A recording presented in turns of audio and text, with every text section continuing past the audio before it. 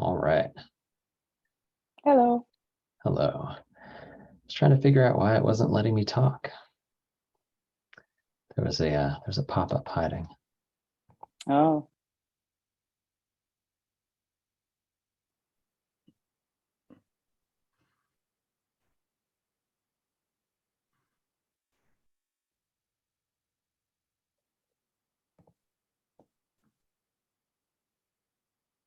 How are you, Erica?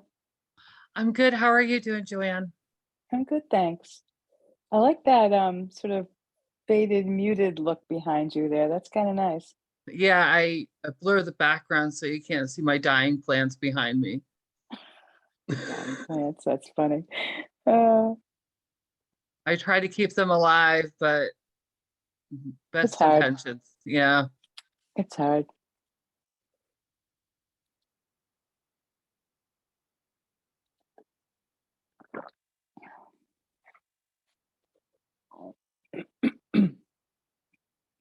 How do you do that?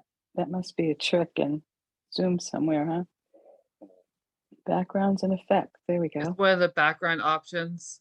Yeah, blur.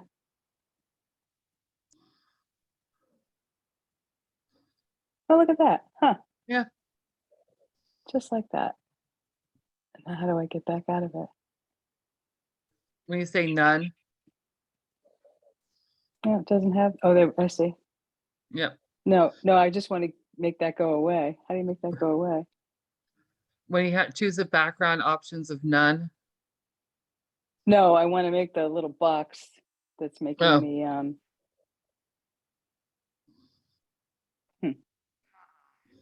Okay.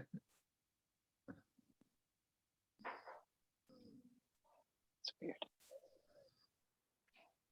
Oh, there we go. Sorry, while I'm playing around with my screen here. That's okay.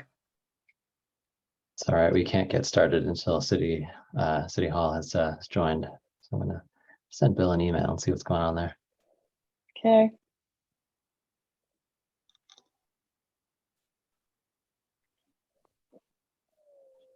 I think you can see like the shadows of my dying plants.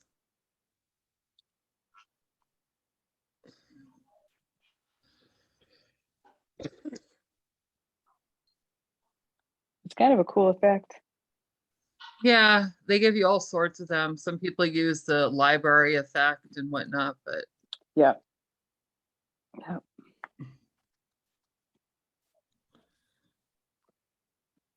I'll just let my husband's beautiful painting speak for itself.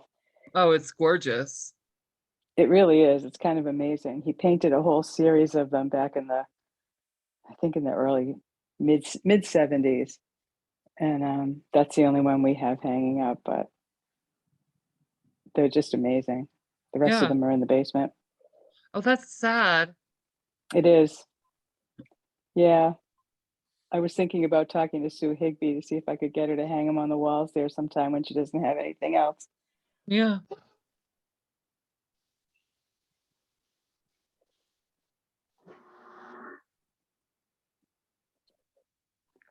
He could do a retrospective. He's done so many other things since.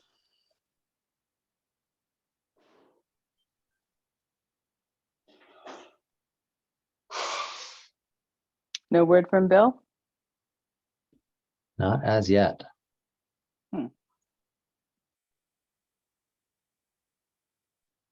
How are you doing, Tina? I'm well. How about all of you? If you can Can't hear me, complain. are you able to hear me? Yeah. I can't believe it's the last day of summer already, but so be it. I lost track of that. Yeah, it went by pretty quickly, as it always does.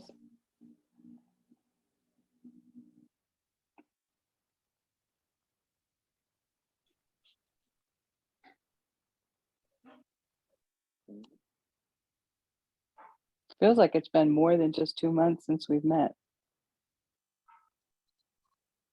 Yes. feels It like- has, in fact. It's been since May. That's why our minutes are from May. Oh, wow. Oh yeah. Okay. There's a number of reasons, but Right. not all Been of 3 them. months. Yeah. Okay, Well, I guess 3 months missed. It's been 4 months. right. Yeah, I can't count anymore. So it happens when you retire. Kind of, I don't math well, so it's all I good. don't either. That's why yeah, I'm a I social never- worker. Hey, there's calculators for that. Wow, I didn't realize, but you're right, man. Yeah, I worked in retail for a while in my 20s, and that it reactivated the arithmetic stuff in my brain, and so I can do it now. But before that, it was a mess. I worked in retail and I still couldn't do math. Yeah, that was not, I worked at Price Grand Union way back in the day, and I didn't last long. I think that was my first job in high school, was working at a grocery store. If I remember correctly. And it was Super Finest in Massachusetts, where I grew up. We had a Finest in the, gosh, I'm gonna date myself, in the Ames Plaza. Was it Ames or the Zayres Plaza? Oh, I remember Ames. Ames was here when we moved here, but there wasn't a Zare there. You know, yeah, Zayres was where Big Lots was. Can you tell I grew up here? Oh, okay. Okay, yeah, that makes sense. I remember Grand Union. Grand Union was a great grocery store. I think there's still one in New York, if I'm not mistaken. Yeah, and I think there's, Is there one in Might have- Rutland too? yeah, I think so. I want to say there's still one somewhere. I think it's in Rutland. They were Yeah. all over Brooklyn when I lived in New York, Yep. but that was a little while ago now. I haven't noticed. We go to Brooklyn fairly often because our youngest daughter lives there, but I haven't noticed Grand Union. Well, you just want to go to the the less desirable parts of Brooklyn, and then there will be maybe. Yeah, we go to I'm the trying to see- neighborhood bodegas. I'm trying to see where whether I have Bill's number, because I used to, but new phones, confusing.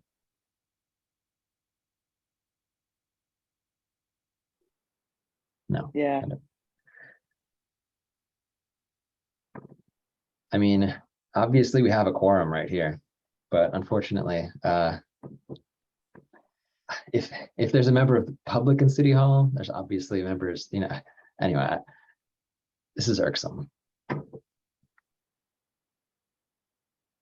Did you hear from him at all when you sent out the information? A little bit, basically. I haven't heard from him today. I was hoping to get the department report into the packet. So I don't know what oh, look at that, there's Bill. Trying to click admit. Great. Excuse me.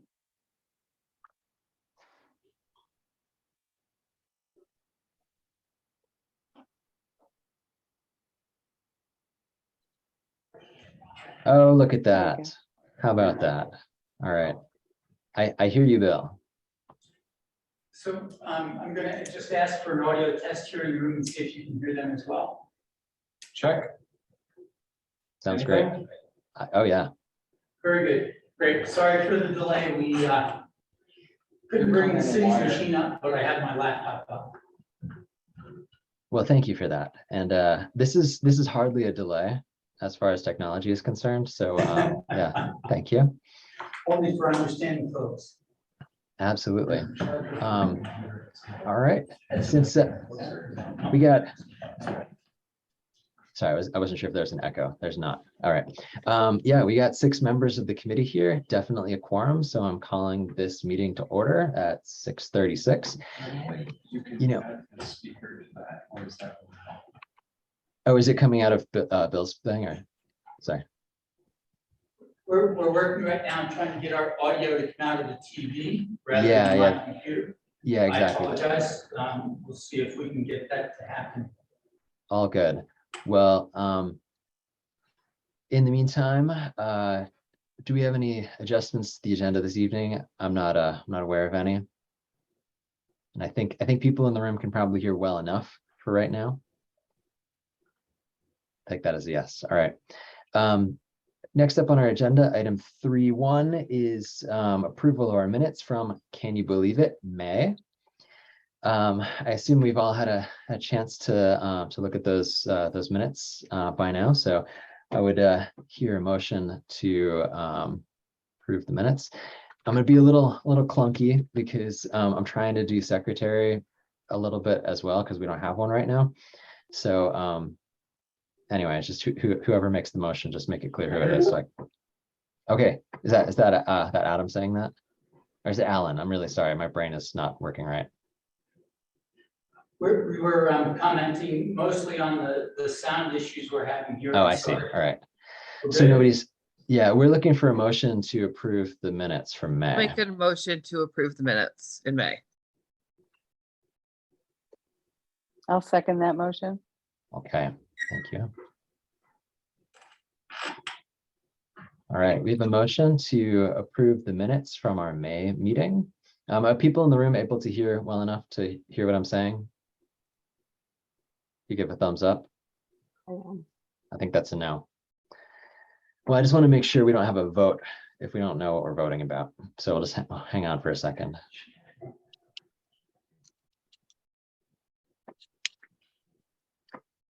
We'll have to do a roll call anyhow, because we're remote. So we'd get stuck when we got to the room.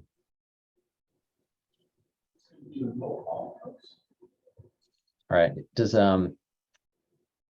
how's the audio in the room? Still working? So it's only off of my laptop instead Yeah. of the TVs. My apologies. I will repeat what you say. Hopefully it won't drive everyone crazy. I don't, maybe there's a, yeah, so there's no way to get the audio out of the TV. It seems difficult if you have to repeat everything. But I guess if mostly it's Bill talking, well, that makes things easier. Let's do what we can, I guess. All right. So what we had was motion to approve our minutes from our last meeting of May 18th. And I think probably just call a vote on that. So I'm going to go through the people who I can see in order, and then I'll do the room. And can hang on a second. Yeah, can someone remind me of our newest member's name? Because I feel like I got it wrong. I said two different things, and I can't. Alan. Alan, thank you. Yep. See, I said Adam, and then I said, hang on a second, it's Alan. But you were, you couldn't hear me at the time, and so I was not sure what to do. All right, cool. So anyway, going through votes on the motion to approve the minutes. Joanne? Aye. Erica? Aye. Tina? Aye. Alan? Aye. And Art?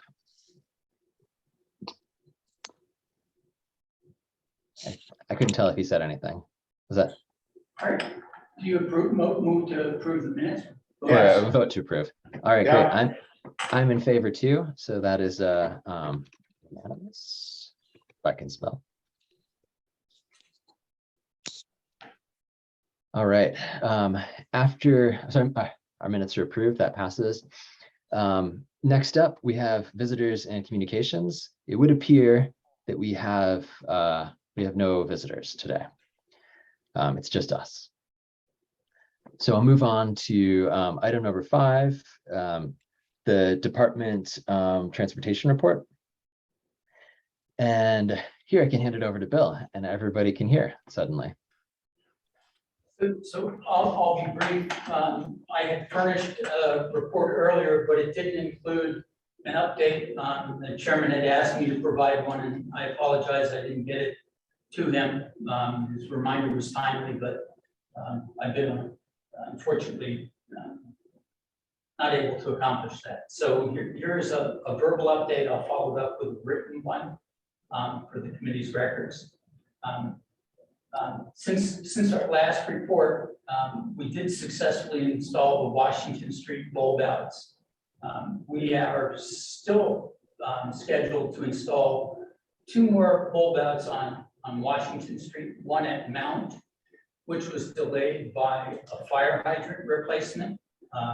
We have since resolved the difficulties around the hydrant and replaced the sidewalk, including the ADA tip down, so that we can place the sidewalk in the new location and to place the bulb outs, which will be on the north or west side of Washington Street.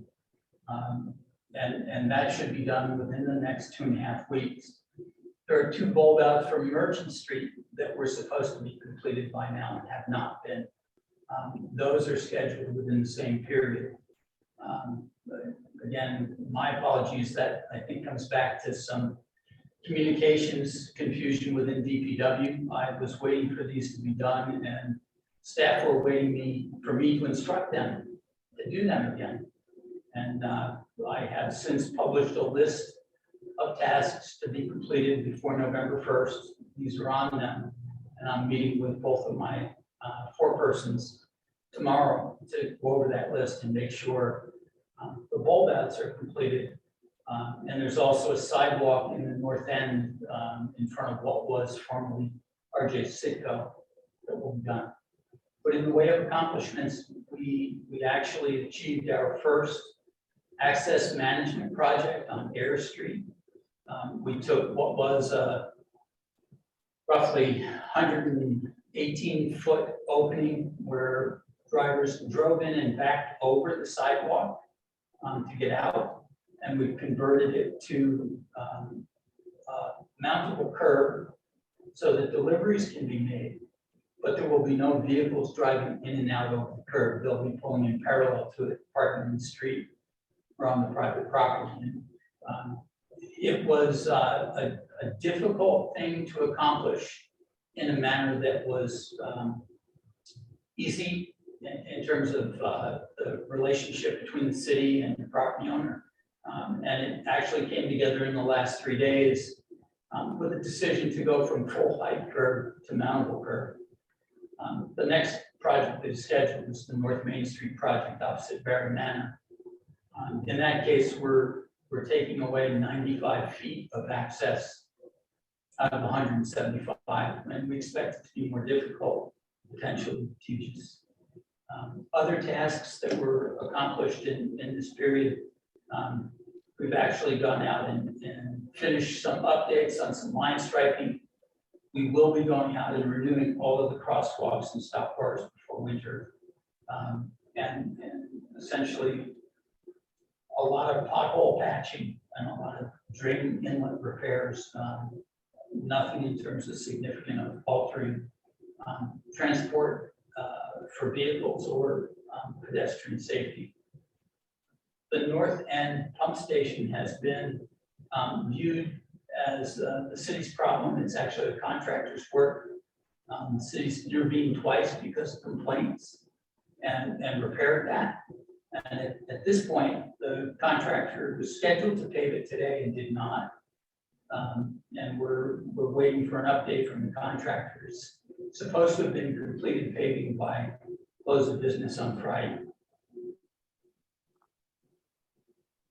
That's a quick summary. All right, thank you. Does anyone have any questions?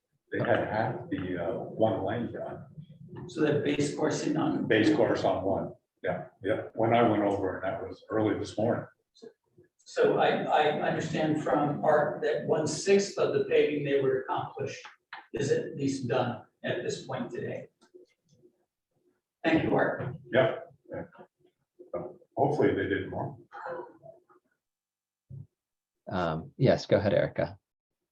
So the question I have, and just for clarification, what you're doing at the manor is, and I wasn't clear on this, and I apologize, is that you're moving the crosswalk?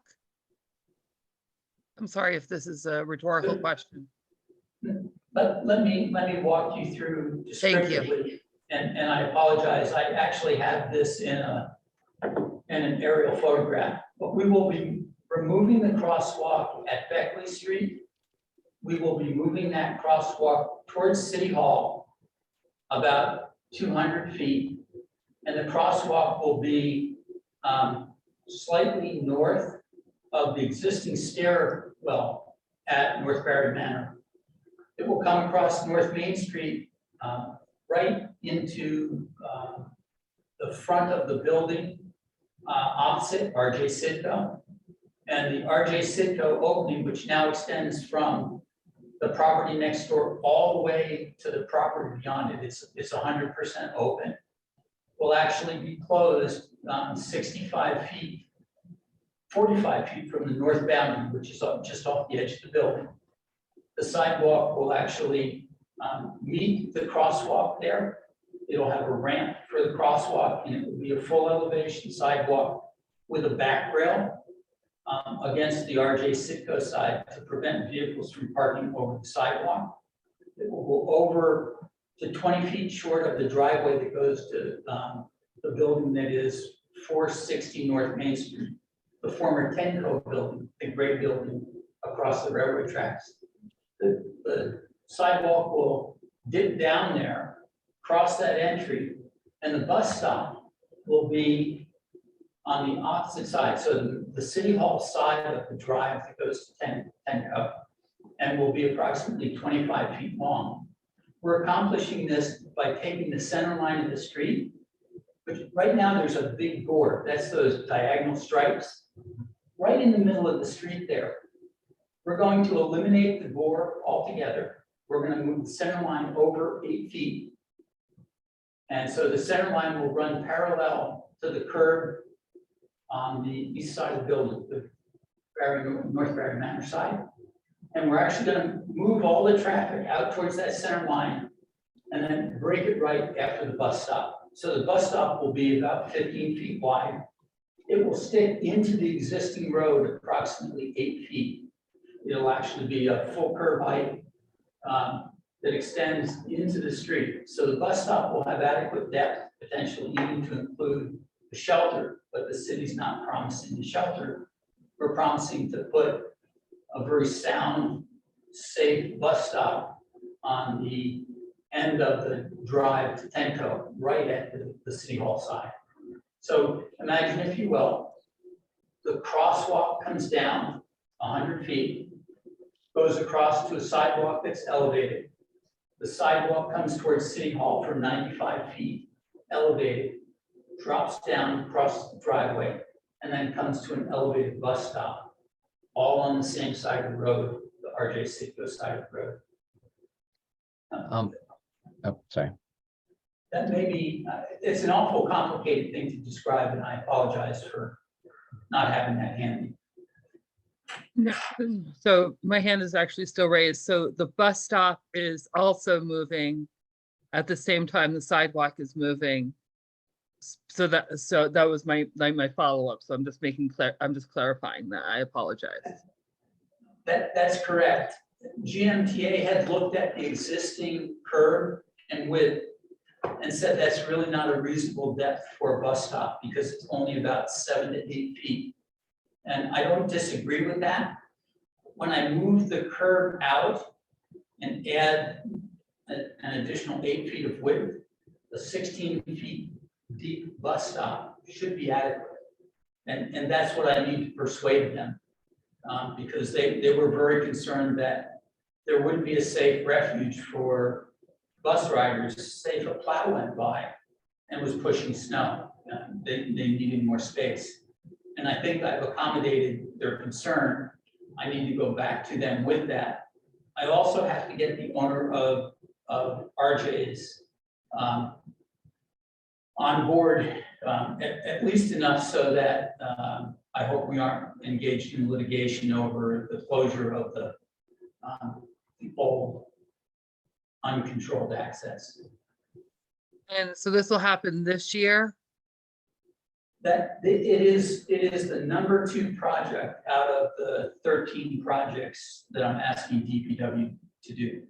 The number 1 is the Warren Street water main. This is number 2. It's been in the queue for 2 years. It needs to get completed. Right, because right now where it is, it's very dangerous for folks and it's been dangerous for a while. So that's why I'm asking. Thank you. Fully agree. Thank you. Yeah, and to note the design that Bill is talking about with minus the changes that he's been working on was brought before the TAC something a little over 2 years ago, right? Something like that. But Bill, I would ask if you could forward to the committee the diagram of the, whatever is close to the final design whenever you've got it. I think that would help everybody understand what's in the works. Happy to do that. Awesome, thank you.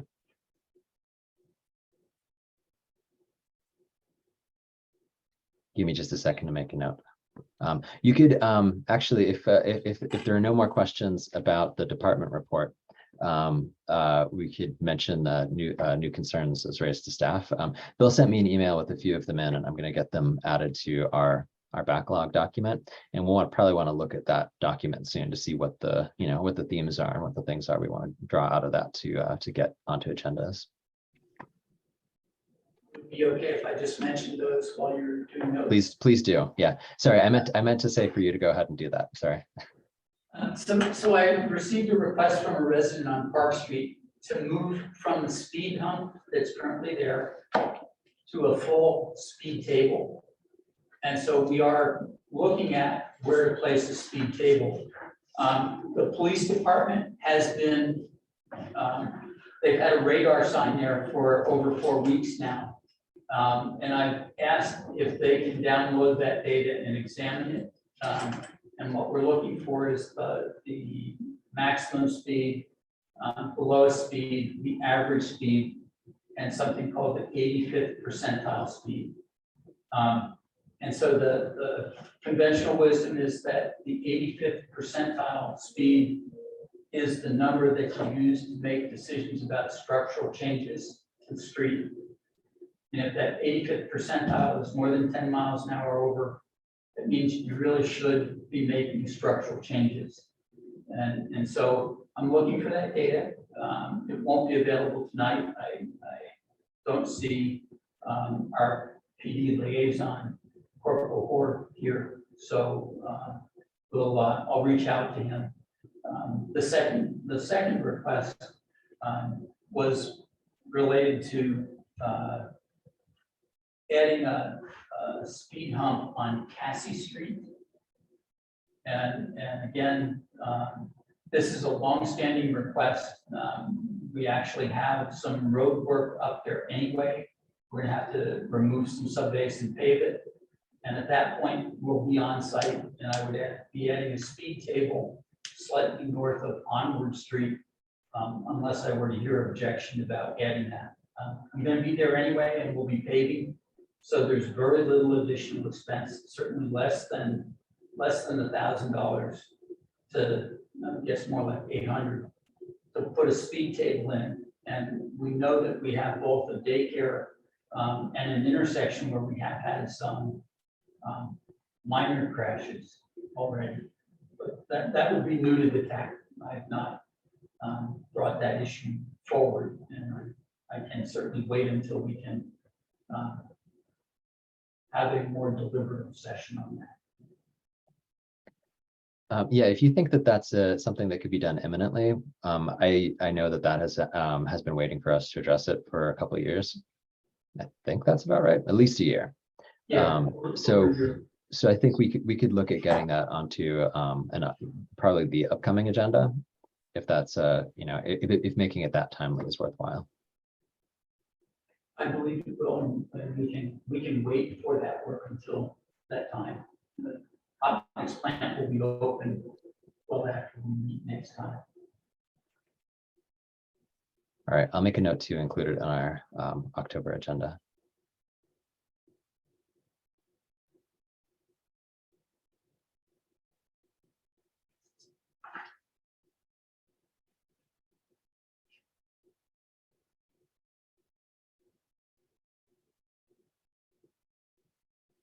I am curious sort of what the grounding would be for as you know, I'm generally in favor of saying yes to people when they want speed tables, but I recognize that that's it's you know, it's best to have some criteria for it. So I'm curious what the things are. I know that it's proximity to that intersection, that's what you mentioned, but just trying to think about what makes for the general policy. You know, it seems like it'd be valuable for us to create one of those moving forward. So You don't have to say now. I'm just saying to prepare for you know, our discussion next time. I will certainly do that. I would tell you that some of the criteria that I'm looking at will be traffic count, observed speed, so something that's been measured, vulnerable populations, so daycare, schools, Right. disadvantaged people who so if we have a sign indicating someone's handicapped, are all criteria that we roll in. And then I think beyond that, we'd be looking at things like accident history, and I'll characterize neighborhood concerns, which is more general public Right. responsiveness. Do you think there's a possibility of gathering some of the you know, the counts and speed information before next month? I mean, I know that that's there's probably someplace else that the cart needs to be, but Well, so I believe I can do that because the PD has left them in the locations they are. I have a list of perhaps another 6 locations, but what I'll do is I'll ask them to move this up. One of the issues that we face is safe speed measurement. And so on Cassie Street, I won't be able to measure exactly where we would place the speed hump or speed table. We'll be a little bit further out where the road has a shoulder and it's wider, and we could put the speed cart on the side of the road. It'll be roughly 150 to 200 feet from our target location, but still meaningful. Very confident we can get that done. all right. Well, that sounds good. Do we have anything else in the resident concerns? Not that I have in front of me. All right. Yeah, Josh brought up Hooker Street, and I think we can, I don't know enough details about it, but I feel like we'll probably be able to bring that, Joshua, I should say, sorry. What we can deal with that in the next meeting. All right, great. On to new business, number 6. First thing on new business will be election of officers, and I should clarify that whoever does the officer thing, it won't switch over like at the second when we do the election. It will take effect next time. And also we want to do the elections in July because that's the beginning of our fiscal year, and it'll line up everything nicely for doing our annual reports and stuff. But we're a little late this time around. So we've got to have a chair and a vice chair, and it's very helpful if we have a secretary. Because if we don't have a secretary, then it probably ends up falling to staff or one of the officers who's able to do it, if they are able to do it. Anyway, so I think probably it makes sense to go down the list in terms of chair, vice chair, secretary. So starting with chair, I'll have nominations. If somebody wants to to make a nomination of a name to serve as chair, then hang on a second. Yeah. Then we'll take all the nominations, and then we can have votes based on those names. All right. We're open to nominations for the chairperson. Michael, I'd Go like ahead. to, Yeah, I'd go like ahead, to Joy. make a Yeah. motion. I'd like to make a motion to a nomination of you to continue as chair. All right. And I guess these have to be seconded, right? I think that's the case. Yeah, before they are accepted as nominations. So there is a nomination of Michael, being me. I will second that. Okay, now there's a nomination and a second. Do you have any other nominations for folks to serve as chair of our committee? All right, not hearing one. We've got one nomination and a second. I'm going to do a roll call vote in the order that I see people in favor of this election. So first off, Erica, Aye. Joanne, Aye. Tina, I, Art, Yeah. okay, and Alan. Aye. Okay, I'm also an aye. I guess it doesn't really matter. Yeah, so the election of chair is passed. Michael Hellion will continue to serve as chair of the committee. I had to write some stuff down. I'm really sorry, guys. Hang on a second. All right, for vice chair.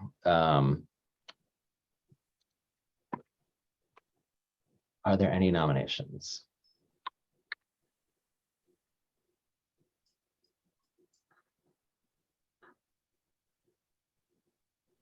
I'm going to type for a minute and then I'm going to nominate somebody. That doesn't happen. So, Michael, maybe it would help if you described what a vice chair does. It totally would. Is there somebody else who can describe what the vice chair does while I type some stuff for a moment? I'll So give it a it's- shot. Okay. Go ahead, Joanne. I'll give it a shot. I think essentially what the vice chair does is supports the chair, might fill in for the chair from time to time. I don't know, in the 2 years I've been on the committee, the vice chair hasn't really done very much. So it's hard for me to really elaborate. Somebody else was speaking in the room at City Hall. So if you can add to that, I would welcome that.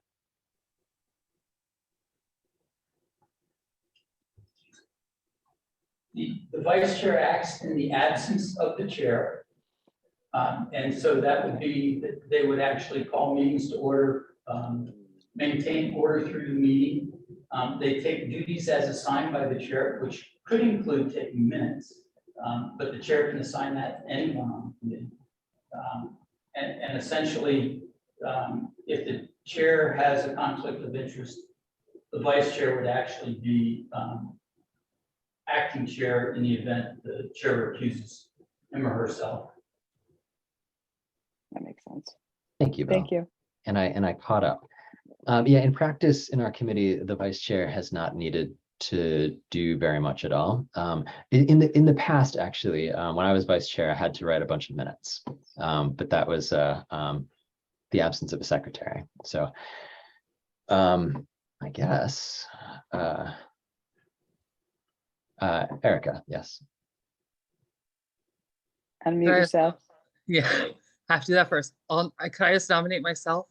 You certainly can. I'll nominate myself. And I will second you. So now I got to write that down. Just a second, folks. Sorry. You can see why we need to have two different roles as chair and secretary. So. I could look at the videos, but I would go insane if I had to, do the whole meeting again. I've done it in the past and it was too much. I can't do it.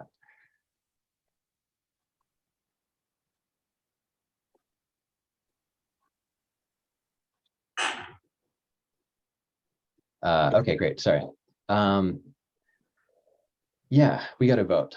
Are there any other nominations? Seems not, but I didn't want to foreclose the possibility. Okay, so we have a nomination and a second. I'm gonna do the same roll call routine. Calling on Erica, Aye. Joanne, Aye. Tina, I, and I can't tell who's first at this point, but let's go with Art Aye. and Alan. Aye. Okay, that's unanimous in favor. So we now have vice chair as well. Congratulations, Erica. Thank you. Now I feel like the sorry, I was going to say someone going to say, yeah. The secretary is a slightly more demanding position, but it's not that bad. I did it for a while, and my approach to it is you take the structure of the agenda and then type in those places when people say stuff.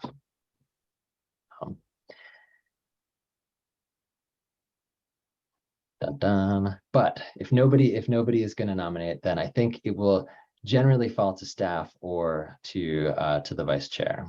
But I'm going to keep trying because it would be great to have somebody in all of the officer positions.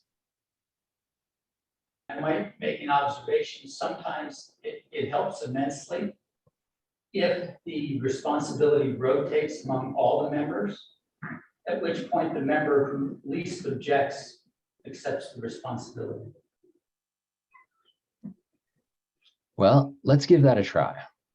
And so, because what we have is not a secretary position. And so if we set up a way so that it seems fairly easy, then people might step up to do it a month at a time, like Bill suggested. And so I think we'll assume that somebody will do it next time around, and we'll take it informally from there.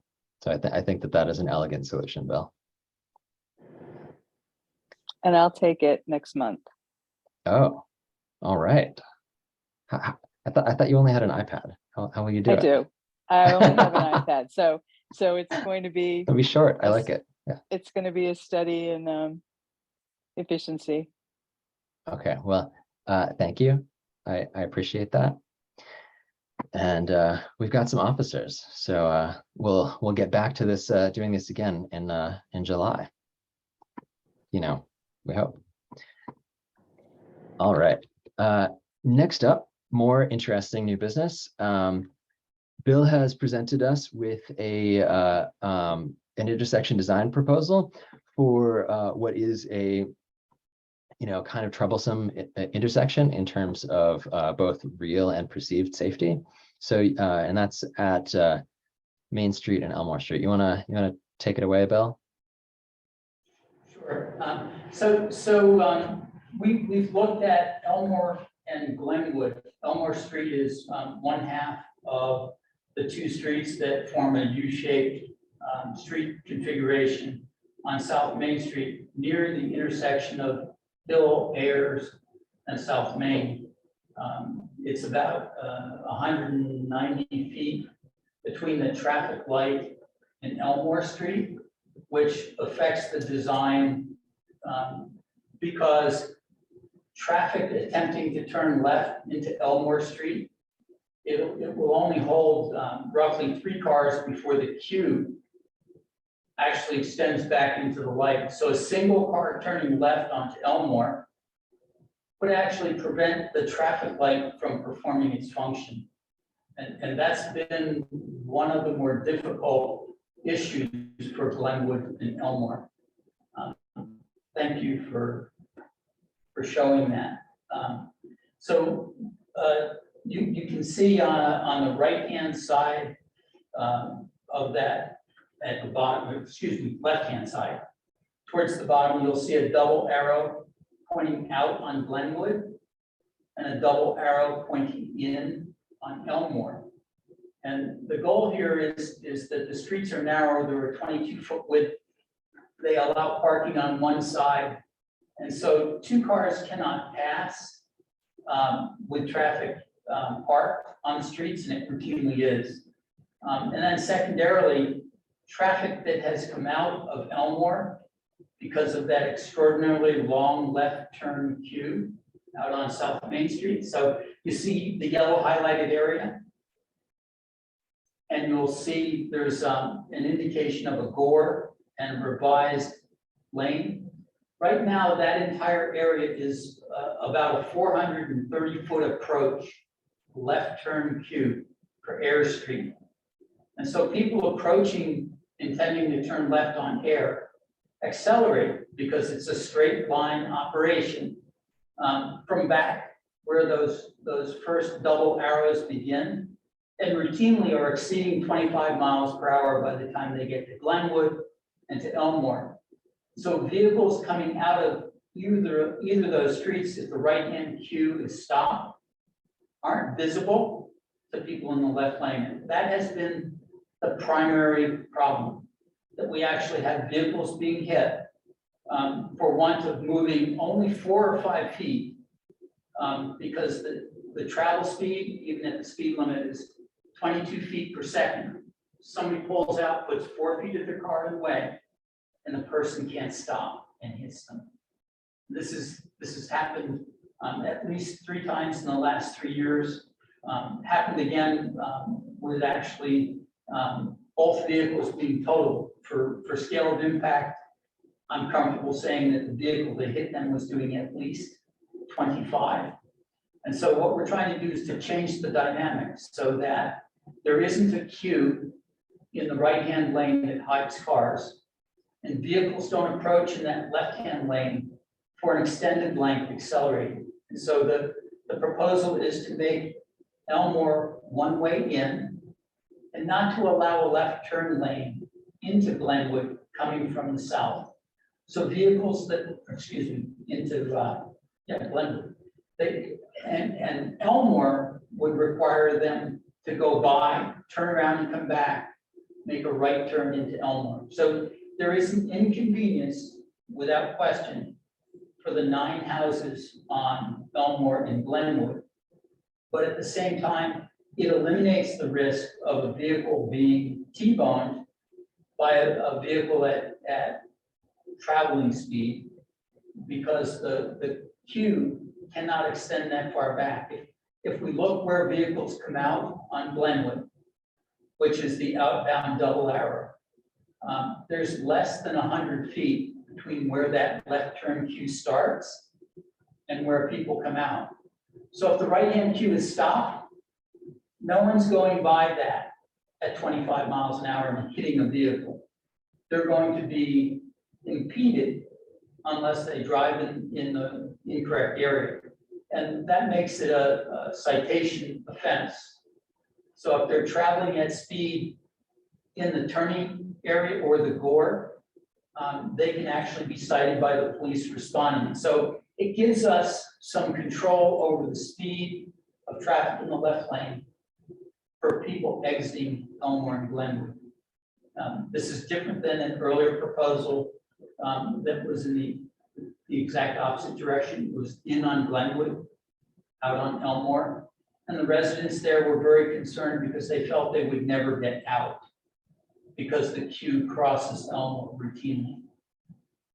So this addresses exiting that neighborhood. It does imply or impart some difficulty getting in. If they're approaching from the south, they're going to have to go by, turn around, and come back.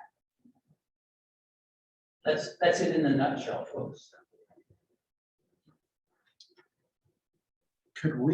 Is it a possibility we could extend that spot as leaving Glenwood, where we don't want cars to be? Because I notice, because I go that way for work in the morning, that people will creep up on those. They won't give them fully away. Could we move that a couple more feet so that way the people coming out that are turning left could have an easier time? Well, first getting out and also being able to get out quicker. Crosshatch, Yeah. do not block intersection. Did folks hear Alan's request? Alan was asking if we could take the crosshatched area in front of Glenwood and enlarge it. And the short answer is yes.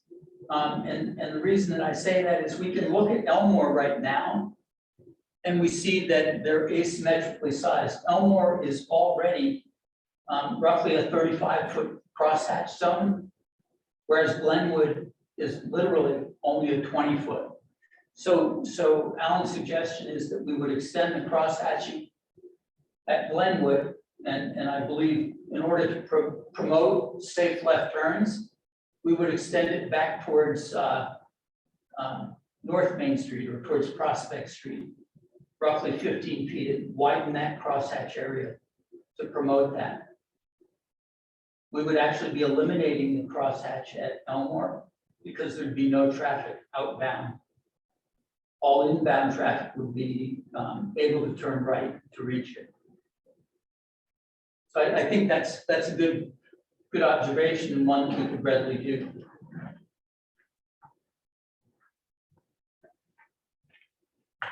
Bill, what about traffic that's turning into Elmore coming from the direction of Air Street? Won't they need the crosshatch in order to get through the traffic that might be in the queue? So there's a symbol there for no left turn. And the reason for that is if someone does try to turn left there and has to wait for traffic, it will plug the intersection behind them. And so, Oh, so we're intending not to allow a left-hand turn into Elmore and make the residents okay. literally drive by and turn around to come back. So their only approach is from the post office end of the street. Okay, thank you. Correct, thank you. They turn to the auto shop and turn around.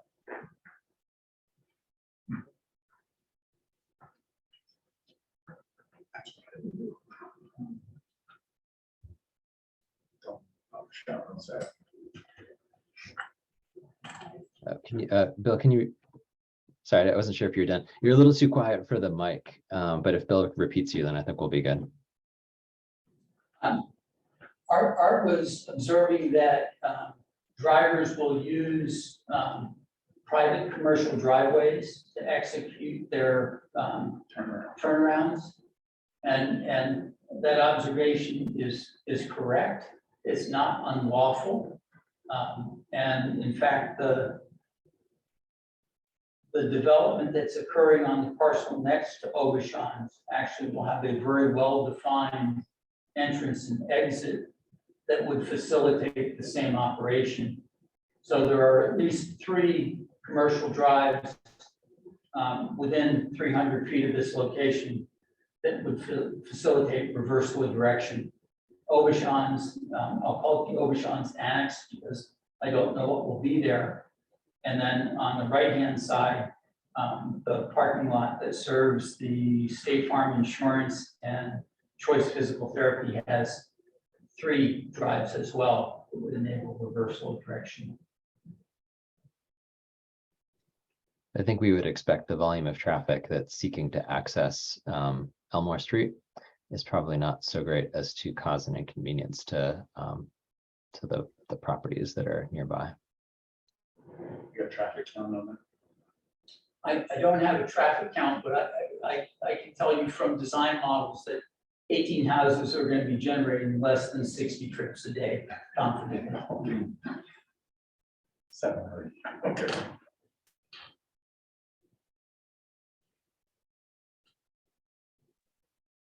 All right. So if we don't have any other questions about this, I think what I would like is that when we see a when we see a proposal, that we have a motion to to approve it or to say, oh no, we don't like it. So at least something to show what the committee how the committee reacted to it for the record. I think that would be very desirable, Mr. Chair. What I'd like to do, and I have not yet, is I'd actually like a leaflet, both Glenwood and Elmore Streets with a proposal so that the residents there know what it is and can voice their concerns. And I don't want to burden the TAC with that public sentiment, but at the same time, I don't want that sentiment to come out afterwards and be directed at the TAC. It can be directed at me, I deserve it. If you email me, I could stop in after work and ask them. I go that way after work every day. So Yeah. I'd be more than willing to stop in and ask those that are there. And I can print copies so you can have something to leave in your hand. So they can check it off. Or if people are home. Yeah, Yeah. that'd work excellently. Thank you. Tina. Thank you. And just to recap what Alan and Bill were saying, who are they going to stop and see? I'm so sorry, I missed that. Each of the property owners on Okay. Elmore and Glenwood. And so the idea behind leafleting is we have positive assurance that anyone who's actually an on-site resident literally gets a piece of paper that tells them what's happening and can comment on it. Thank you. I think that's an absolutely excellent idea. I agree completely. The other thing I wanted to mention, if we weren't even addressing how it might affect the property owners around that change is, Bill, I'm not sure if you said there's been 2 or 3 accidents in the last 3 years. Be- Okay. One of the concerns I have as I look at this, I'm looking at the map on my iPad, and I'm just thinking to myself, so you said maybe 60 people or 60 incidences of turning around, but are we increasing our chances of accidents, where State Farm is or where Aubuchon is because of the crisscrossing of traffic trying to get back to the other side? So that's one thing I'm not sure, I don't have a solution for you, but that was just a concern that was weighing on my shoulders a little bit. So I think one of the improvements that we're making here is that there is currently no safe turn lane into the Aubuchon's parcel now. Okay. So what we have is 2 lanes southbound, one that's left only, one that's straight only. And so people that want to turn into that commercial parcel right now have to cross 2 lines of active traffic. And one of the changes this makes is it creates that safe turn zone to the benefit of both sides, both the properties adjacent to the yellow area. There would be a left turn lane into the first and second entrances there off of the restricted turning lane. And there would also be turning into the Aubuchon's parcel from that lane that doesn't exist now. So I think your point is well taken that we are actually setting up more conflict, but at the same time, we're providing a safety zone for vehicles that are going to come into conflict and have a shorter transition time. So instead of going across 2 lanes to turn left, they would be stopped and crossing only 1. So points well taken, but I think we might have covered it. Okay, thank you for addressing that, and I'll take a peek tomorrow.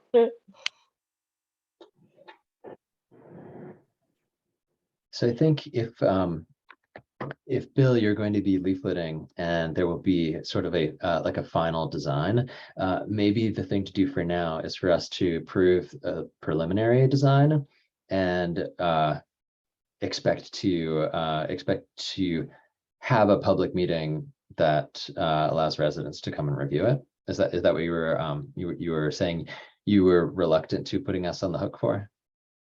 I think that's exactly right. And perhaps the way to frame it would be, you're offering conceptual approval subject to public participation.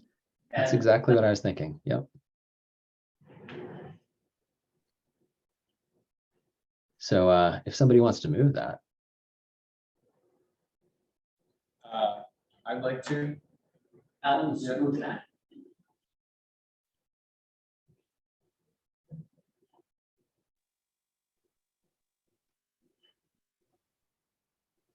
All right, so there's a motion to give conceptual approval. Oh, sorry, did someone say something? Sorry. I'll make a second motion. Ah, great. Okay, that's what I was prompting for. Thanks, Art. Let me type for a second and I'll do a roll call.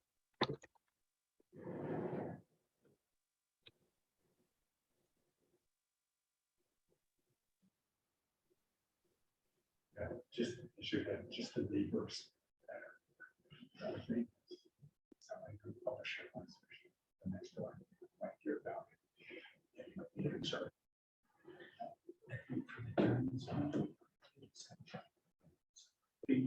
Bring that dual turn lane down further. All right, I finished typing. Sorry to keep you waiting. Okay, I'm gonna go through our roll call on this. So my order's different now, but Tina? Yeah. Yes. Joanne? Aye. Art? Alan? Aye. Erica? Aye. I'm also an aye, so we are unanimous in favor of conceptual approval. Can I say that word? Maybe. I'm excited to see, you know, there's in my mind there's a raft of good safety improvements in this one, and so I'm excited to see this move forward, and I hope it meets the needs of the residents. On to new business 6.3. Now I kind of think this happened already. Am I right, Bill? Because you said it in in the intro. So we're talking about, well, I guess only part of it happened. Temporary speed sign installation on Park Street and Washington Street. And so you mentioned that data was being captured on Park Street, right, Bill? Yes, so Park Street has had a trailer on it for the last 4 weeks, one of the speed trailers. I haven't had the opportunity to put something out on Washington Street. Actually have not made the purchase order for 4 additional speed signs that are in the budget, and I do have proposals back. And so we will be purchasing 4 signs, and these were the ones that were going to be moved about. And as soon as they're in, we would be putting one on Washington Street at the reduction in speed zone, which is at the city line. It goes from 35 to 25 at the city line. And the citizens' concern has been on that uphill section of Washington Street coming into the city, that people are speeding. And again, it would be helpful to have data, and I would certainly intend to put one there. And I'll be back before the TAC for recommendations on where we place those signs, planning on a 3 to 4 week occupancy prior to moving them, so that we would have valid data through weekday and weekend traffic. So one half is done, the other is still waiting, and we would do that with the purchase of the new speed signs. Yeah, I'm not sure if this one needs a motion exactly, because I think it's it's one part stuff that we discussed already, and one part stuff that's within Bill's purview. I just wanted to make sure that we were aware of it so we could weigh in on it if we wanted to.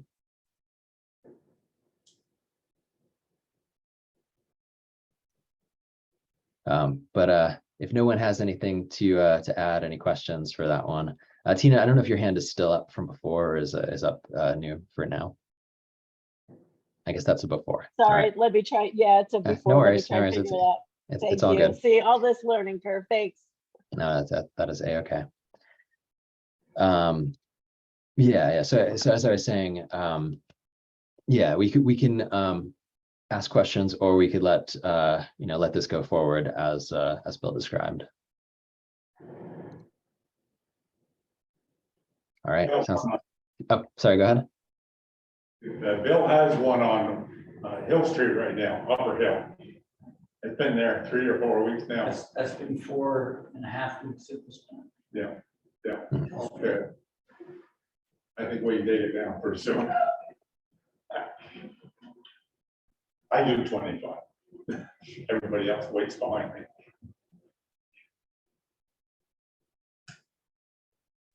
Thank you, Art. All right. If we don't have anything else to add on that one, we can move on to 6.4, which is pedestrian crossing safety improvement of South Main Street at Tilden House. This one comes up a lot, and it would be great to have something to help address this. I think that Joanne sent me something that pushed me in this direction, which had me ask Bill a question about it, and that's what got it on the agenda. So, Bill, did you want to say some stuff about this one?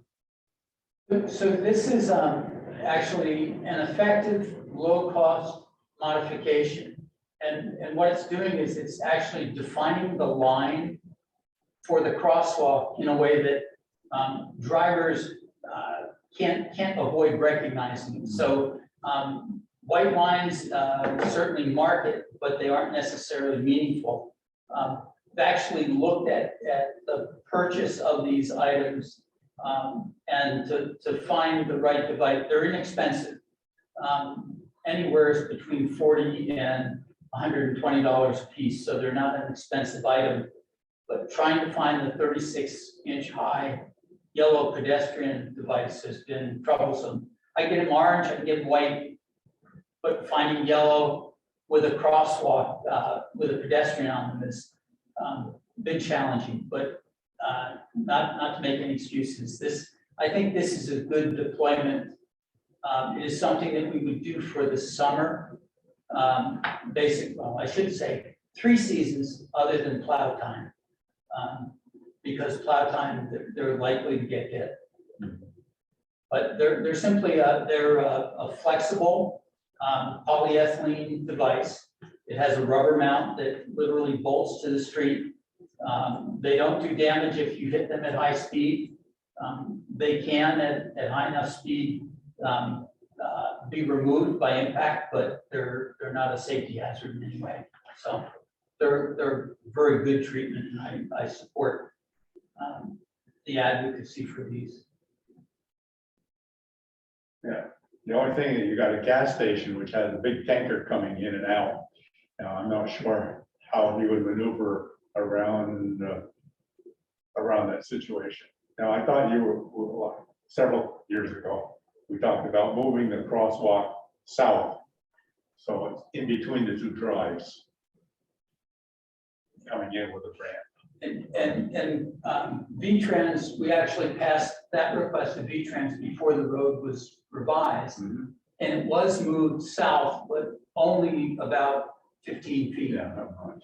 It didn't move it into the, driveway. Doesn't it? I'm going to characterize as the island area for the Shell station. Yes. I think essentially the 2 that are on the sides, each side of the road respectively, wouldn't pose an issue. And then the center line one, I need to look at where the offset for the left turn lane begins, because by dealing with that left turn lane origin, we might be able to offset that center line asymmetrically and solve the tractor trailer problem. Okay. Yeah. But it's worth considering, but I don't think it would be reason to not attempt it. Yeah. I just didn't know which direction he comes from, south, north, and which way is he leaving? Usually north, you're correct, and it usually goes out south. They transport in from. They come down at 62 and then leave by 63. Yeah. Okay. Erica, go ahead. So with a couple things, one thing is you can move the crosswalk, but you're gonna have to move the curb cuts as well, because that's where folks going to Tilton House always cross to get to the store. The other thing is that if you look at traffic, they start, the left turn lane starts very early, no matter where you mark it. So even though it's marked up, I think like maybe I'm gonna guesstimate 50 feet, people start making that left turn lane very early on, even as far back as ladder 1. So you really have to look at, where the traffic starts making the left turn lane. You have to look at where pedestrians are crossing, because I know folks that live at Tilden use that crosswalk a lot. And so not only are you looking at the tanker truck where it goes in and out, but you have to look at all these different variables, traffic, where people are making a left turn lane, whether it's legal or not, and all these other different aspects before you look at, just a tanker truck. Thanks.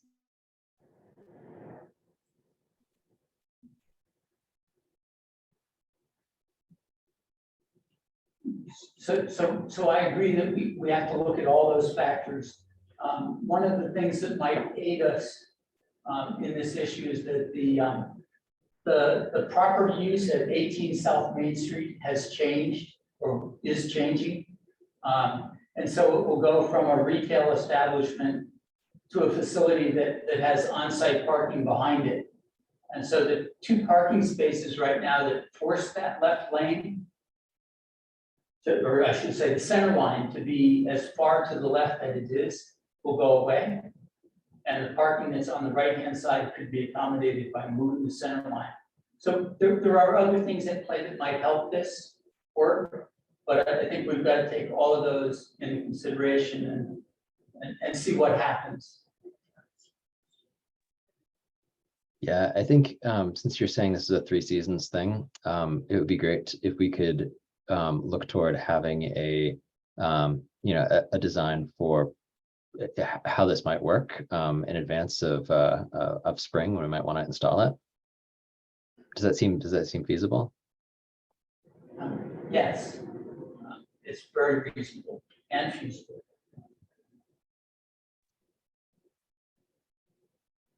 Does that sound like something we'd want to have a look at, committee? I like the idea. Yeah, All right. I like it as well.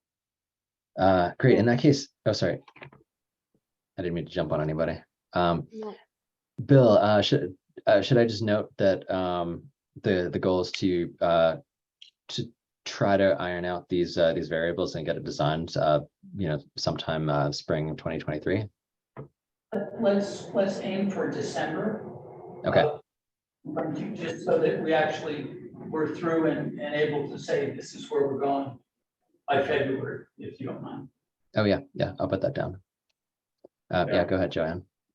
I have a Sorry, Art, I question, didn't know Bill. if you had your hand up. Sorry, Joanne first, then Art. So given that these are as inexpensive as they are, I wonder if they could be utilized in additional areas besides the one that we're talking about right now. And I also wonder whether we could do that more expediently in an area where we aren't talking about large tank trucks that are trying to get into gas stations. I would love to see them perhaps on Main Street, perhaps on, even just the one in the center. Doesn't have to be all three. I know the study says that all three are the most effective, but I think the one in the center is pretty darn effective as well. I'd love to see them on Hill Street, other places where the traffic count is high and the car inability to stop for people who are standing at the crosswalk is continuing to be a problem.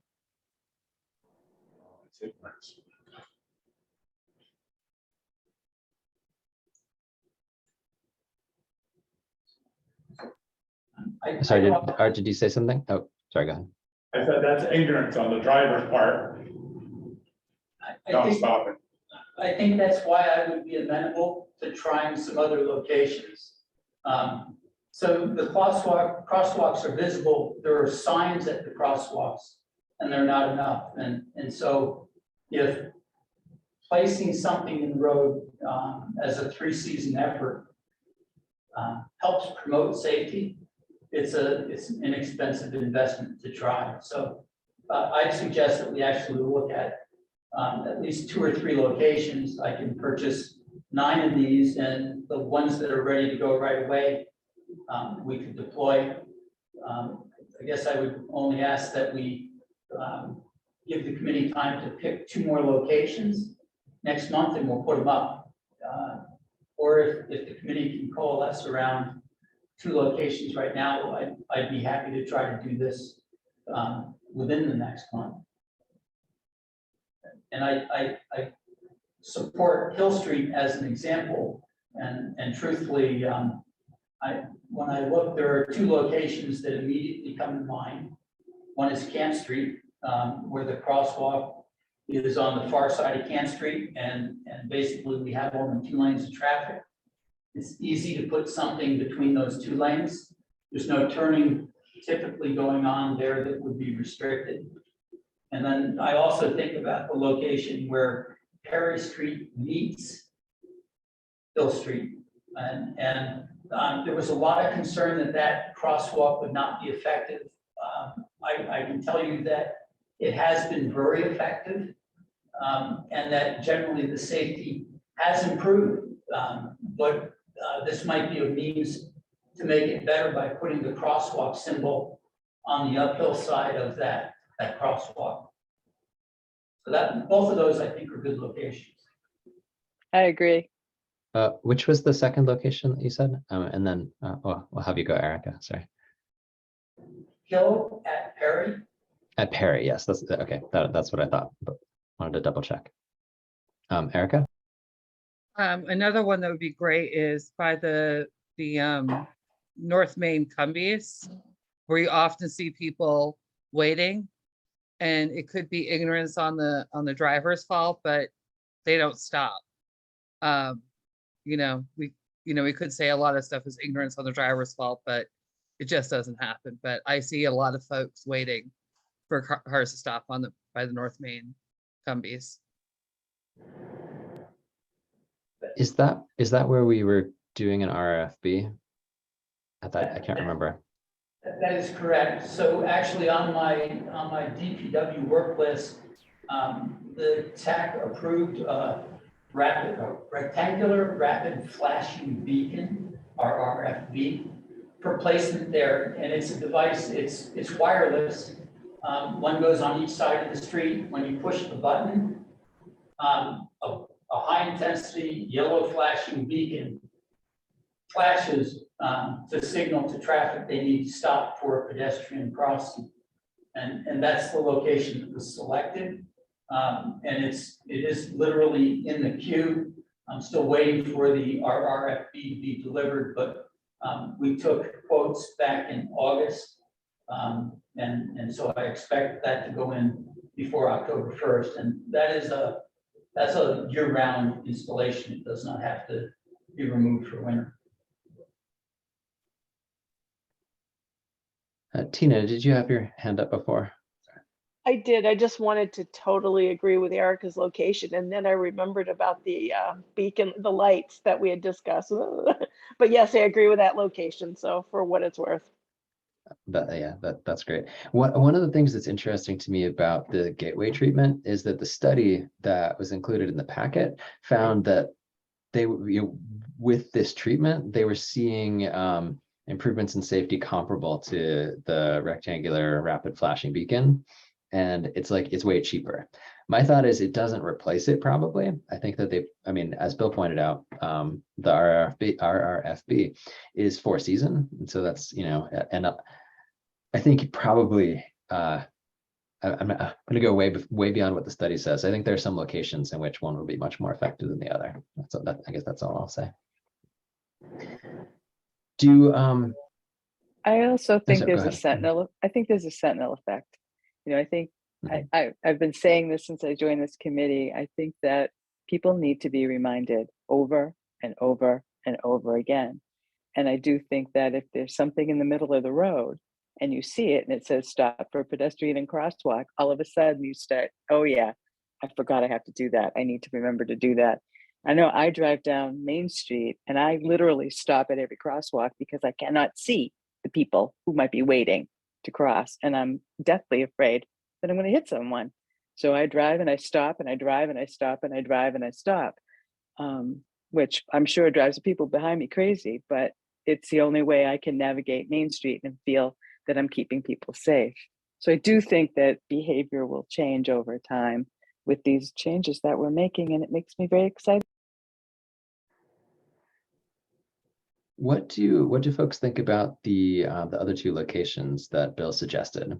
So I didn't get exactly where on Camp Street he was talking about, but Hill Street at Perry does it does stand out as a place where there might be some increased safety.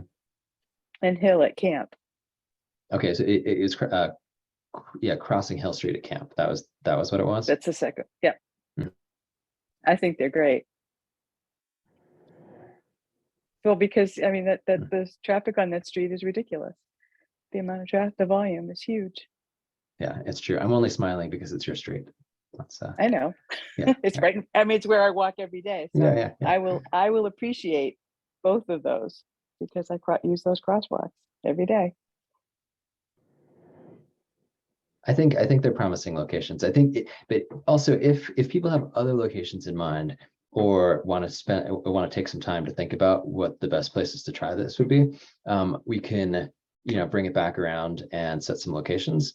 I think it's also possible that we could have a motion to do these, and if Bill can find it can actually source the materials that are needed to build them, they could happen pretty soon.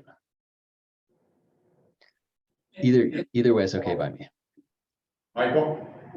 Yeah, go ahead, Art. Sorry, you're very little to me right now, so thanks for piping up. Sorry. Oh, I see that. That's good. That's working. Yeah. Okay, next time, Hill Street and Camp, you're talking about right there by the Lincoln House.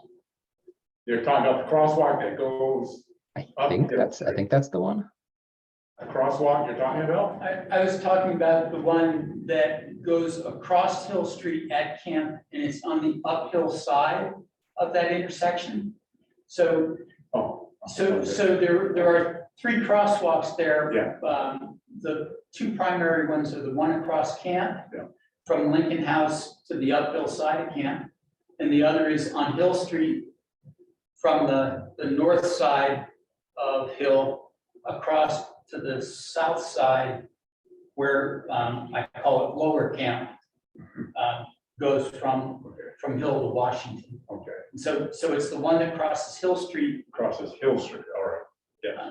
Again, so I'm hoping for some secondary effect on speed as well as the respect for the pedestrians, because again, I drive Hill Street routinely and I see some successful intervention by that sign.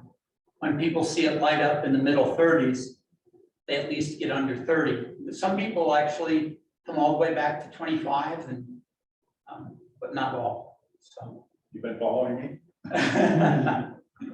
I'm usually an impediment as well, so. These are movable as well, so we for the price of the anchors that we abandoned in the pavement, we can put them down, we can pick them up and put them in another location. So if I can get these and if I can source them and get them installed, we could do these too, and if the TAC wanted to relocate them, we could do that as well. How big are the anchors that go in? Do you know? Yeah, so they are typically a 3.5-inch bolt. And so it involves drilling a 3/4 inch hole in the pavement. It's typically an expansion anchor. Most are made of lead, some are made of steel. Okay. And when you drive the bolt in, it pushes the two sides of that apart. And it anchors then by friction in pavement. And they work really well. If they get hit at high enough speed, that anchor will release from the pavement, it'll break and the device will fall over. But When taking those out during winter, is there a possibility of snowfall, freezing and thawing and freezing and thawing, that they could break up the pavement and we'd have cracks form and potholes form from those? Or is there something we could fill those with? So we actually place, after we put those anchors in, we put literally a dab of caulking over them Oh, awesome. in order to keep the sand and dirt out of them, so that when we come back the following year, and we did this with the speed humps that are on Park Street and on Merchants Row.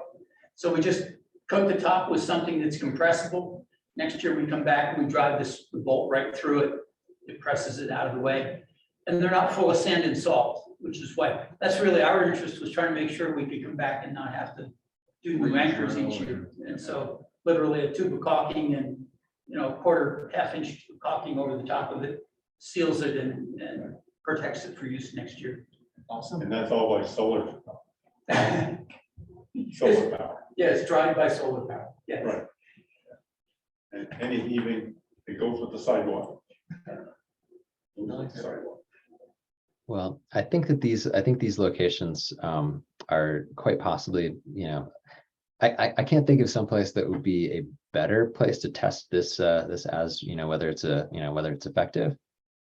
So if someone would be amenable to making a motion to go ahead with Hill Street at Camp Street and Hill Street at Perry Street, we could do it Michael, I'll today. make that motion. Michael, who- it's just Tina. I'll make the Okay, great. motion. Yeah, thank you. And I'll So- second it. Okay, great. Let me type for a second, then I'll do a roll call. Would that be purchase of, or would that be purchase of implementation and then? So we'll purchase these and then put them in, but we can always relocate them. Oh, yeah. The tax direction. Over my dead body. I Sorry. think they might not have heard you.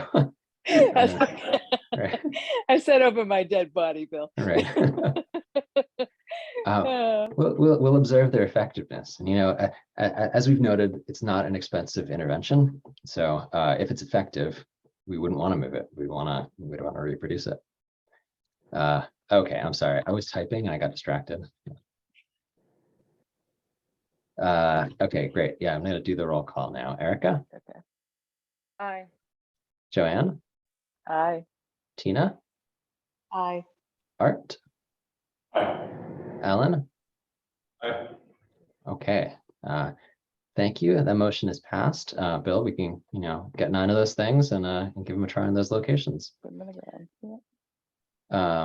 Yeah, and thanks for making all these votes easy. It's like way easier to type unanimous than to do all the roll call things. But of course, vote your conscience. Anyway, yeah. Next up, all we've got is confirming the date of our next meeting, which, according to our schedule, will be October 19th.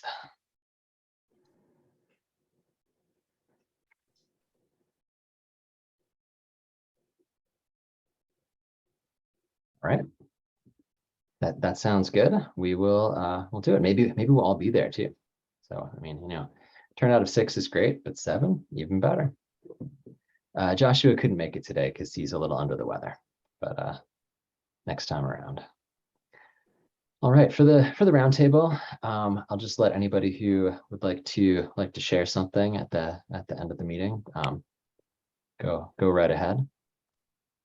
I think I'm going to kick it off by I didn't get a chance to actually welcome Alan to the TAC, and so thanks for coming out to be on this committee. We appreciate you doing it. If there's any, sorry, I was talking and it cut you out. Yeah. I just wanted to say thanks. It's nice to be able to see the procedures that we're actually going through and see the changes that are happening to make the city a more safe place. Very happy about it. Excellent. Oh, sorry, Art. Go ahead, Art. Question for Bill. Now, that proposal we just passed, you have to go before the city council and get their approval, doesn't it? Or do you? No, the purchase price is low enough that it's within the manager's discretion. Oh, I'm at the placement. Oh, the placement? No, I don't believe so. Oh, okay, I did that. Also, November, I won't be here in November. Okay, all right. Thank you. Yeah, I mean, truthfully, I think Bill can just put these things wherever he wants. We are a helpful voice in his ear, but it's he's got the authority on this. Administrative discretion. That sounds so much nicer when you say it that way. Take away the word authority, everybody likes it better. Discretion, that sounds like polite, right? Does anyone else have something to add to our roundtable? Oh, yes, back again. I'm back here again. Oh, yeah, go ahead, do it. Comment about the fire hydrant on Washington Street that Bill fixed up, makes it look very nice. Oh, the bulb outs, is that what you said, or? Oh, the fire hydrant. Oh, the fire hydrant, got it. Yeah, it Lemonade out of a lemon. yeah, it looks like a challenging solution. I'm delighted people like it. I think somebody could paint a mural on there a little bit, something on the back. Where is it? At Mount Street. At what street? Mount. Mount. Oh, okay. I'll take a walk by there.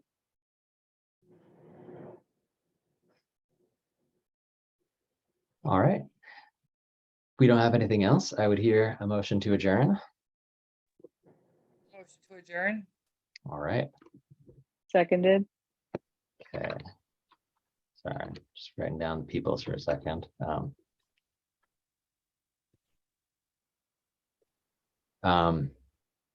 No, I think we could just do an all in favor because it's right here at the end. So yeah, there's a motion to adjourn and a second. All in favor.